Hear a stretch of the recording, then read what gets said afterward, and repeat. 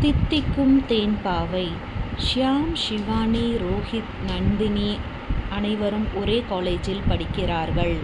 ஷியாம், ஷிவானி, நந்தினி மூவரும் நண்பர்கள் மட்டுமல்ல, அக்கம் பக்கத்தினர். ஷியாமும் ஷிவானியும் இரட்டையர்கள். நந்தினி அப்பாவும் ஷிவானியின் அப்பாவும் ஒன்றாக வேலை செய்து ரிட்டையர் ஆனவர்கள். அவர்களும் நண்பர்கள். ஷியாமின் பாட்டி இறந்ததால் அவர்களுடைய அப்பா அம்மா ஊருக்கு செல்கின்றனர். நந்தினியின் அண்ணன் அர்ஜுன் நிச்சயதார்த்த விழா ஏற்பாட்டில் நந்தினி வீட்டினரும் பிஸியாக இருந்தனர். நந்தினியும் ஷியாமும் 1 மாதமாக காதலிக்கிறார்கள். வீட்டில் தனியாக இருக்கும் சந்தர்ப்பம் கிடைக்கவே இருவரும் முத்தம் கொடுத்து கொண்டனர்.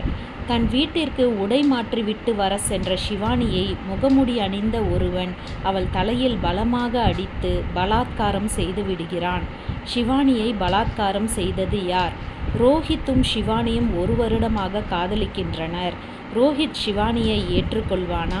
குற்றவாளியை கண்டுபிடிப்பானா ஷியாம்? தன் தங்கையை பலாத்காரம் செய்தவனை பழிவாங்குவானா? இதற்கு பிறகு யாரும் எதிர்பார்க்காத ஒரு ட்விஸ்ட் உள்ளது. தித்திக்கும் தேன்பாவை படித்துவிட்டு உங்களுடைய கருத்துக்களை தெரிவியுங்கள் நண்பர்களே. நன்றி. வைஷ்ணவி விஜயராகவன்.